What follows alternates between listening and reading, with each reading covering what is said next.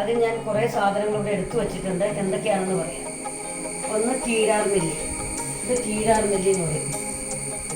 കീരാർ നെല്ലി ഇപ്പോൾ ഈ മഴ സമയത്ത് എല്ലായിടത്തും ഉള്ള സാധനമാണ്. ഇതെല്ലായിടത്തും കിട്ടുന്ന സാധനമാണ്. ഇത് കയ്യൂണിയ. ഇത് പാടത്തൊക്കെയാണ് കൂടുതലും കാണുന്നത്. ഇത് എണ്ണ കാച്ചാൻ ഏറ്റവും അത്യാവശ്യം വേണ്ട സാധനം. ഇത് കൂടുതലെടുത്താലും കുഴപ്പമില്ല. ഇത് പൂവാങ്കുറുന്നില. ഇതും ഈ നമ്മുടെയൊക്കെ വീടിൻ്റെ പരിസരത്തെല്ലാം കിട്ടുന്ന സാധനമാണ്. ഒരു വയലറ്റ് പൂവും വെള്ള പൂവൊക്കെ ആയിട്ടിരിക്കുന്നത്. പിന്നെ ഉലുവ ഞാൻ രാവിലെ വെള്ളത്തിലിട്ട് വെച്ചിരുന്നു. ഉലുവ, കുറച്ച് ചെറിയുള്ളി, കുറച്ച് ഒരു 8-9 ഇതെടുത്തിട്ടുണ്ട്. നെല്ലിക്ക, അത് അവനവൻ്റെ ഇഷ്ടം 3-4 ആണെങ്കിലും എടുത്താൽ മതി. ചെറുനാരങ്ങയുടെ നീര്, പിന്നെ ഇത് കറ്റാർവാഴ, പിന്നെ കുറച്ച് 5 അതളുള്ള ചെമ്പരത്തിപ്പൂ, ഇത് കറിവേപ്പില. ഇത് അതിൻ്റെ അളവൊന്നുമില്ല, ഇങ്ങനെ ഒരു പിടുത്തമൊക്കെ എടുത്താൽ മതി. ഞാനിപ്പോൾ ഇത്രയും വൃത്തിയാക്കി വെച്ചതേ ഉള്ളൂ. ഇത് മൈലാഞ്ചിയുടെ ഇല, ഇത് കൃഷ്ണതുളസി. ഈ തുളസിയാണ് വേണ്ടത്, കൃഷ്ണതുളസിയാണ് വേണ്ടത്. പിന്നെ ഇത് പേരയുടെ പൂവില, അത് കുറച്ച് മതി. പിന്നെ കാട്ടുചെത്തിയുടെ പൂവ്, പിന്നെ ഇത് എന്താ പനിക്കൂർക്കയുടെ ഇല. ഇത്രയും സാധനങ്ങളാണ് വേണ്ടത്. ഇതെല്ലാം ഇനി അരച്ച് അതിൻ്റെ നീരെടുത്ത് ആദ്യം ഒന്ന് തിളപ്പിച്ച് ഇട്ട് വേണം. കുറച്ച് തിളച്ച് കഴിയുമ്പോഴാണ് ഈ വെളിച്ചെണ്ണ ഇടുന്നത്. ഇനി ഞാനത് ഉണ്ടാക്കാൻ പോവുകയാണ്. മിക്സിക്കകത്തിട്ട് നന്നായിട്ട് അരച്ച് വച്ചിരിക്കുകയാണ്. ഇനി നമുക്ക് ഒരു തോർത്തെടുത്തിട്ട് അതിനകത്ത് അരിച്ച് പിഴിഞ്ഞ് ഇതിൻ്റെ ജ്യൂസ് എടുത്ത് വയ്ക്കണം. അത് ഞാൻ ചെയ്യാൻ പറ്റുന്നത്. തോർത്തിനകത്ത് പിഴിഞ്ഞെടുത്ത് ഇതുപോലെ ജ്യൂസാക്കി വച്ചു. പിന്നെ നമ്മൾ ഈ കറ്റാർവാഴയും ഉലുവയും കൂടി സെപ്പറേറ്റ് അരച്ച് ചേർക്കുകയത്.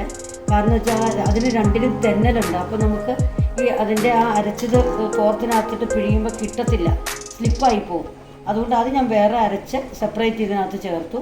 ഇതെല്ലാം കൂടി ഇങ്ങനെ ഇത്രയുണ്ട്. ഇനി നമ്മളിന്ന് കുറച്ച് നേരം തിളപ്പിച്ച് അതിൻ്റെ വെള്ളം കുറച്ച് പറ്റിയതിന് ശേഷം മാത്രമേ വെളിച്ചെണ്ണ ചേർക്കാവൂ. പിന്നെ ഞാനിത് ഗ്യാസ് ഓൺ ചെയ്ത് കുറച്ച് നേരം തിളപ്പിക്കാൻ പോകും. ഗ്യാസ് എത്തിച്ച് അത് ഇത് ഇട്ടു.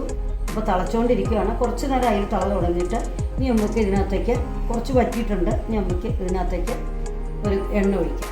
ഞാനൊരു ഏകദേശം 1 ലിറ്റർ വെളിച്ചെണ്ണയാണ് ഒഴിക്കാൻ ഉദ്ദേശിക്കുന്നത്. നോക്കാം എത്രയാവുമെന്ന്. ഇതിനകത്ത് വരുന്നറിയില്ല. ഇങ്ങനെ ഒഴിക്കാം.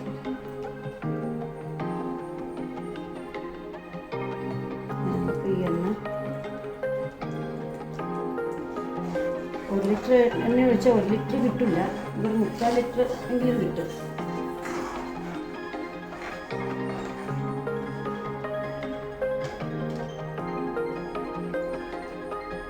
ഇത് മില്ലിൽ നിന്ന് മേടിച്ചതാണ് എണ്ണ. ഇത് മില്ലിലാട്ടുന്ന എണ്ണ മേടിച്ചതാണ്. നല്ല മണമൊക്കെ ഉണ്ട്, നല്ല വെളിച്ചെണ്ണ. നമ്മളിങ്ങനെ ഇളക്കി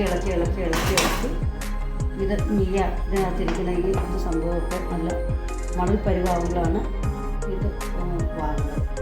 ഇപ്പോൾ എന്തായാലും ഒരു 1.5 മണിക്കൂർ ഇനി നമുക്ക് ഇതിങ്ങനെ ഇളക്കണം. കൈയെടുക്കരുത്. നമ്മൾ ഇത് കൂട്ടി വെച്ചിട്ട് വേണമെങ്കിൽ നമുക്ക് ഇളക്കിക്കൊണ്ടേയിരിക്കാം. നമ്മൾ എപ്പോഴും ഇളക്കുന്നില്ലെങ്കിൽ തിരി കുറച്ച് വെച്ചിട്ട് പോകണം.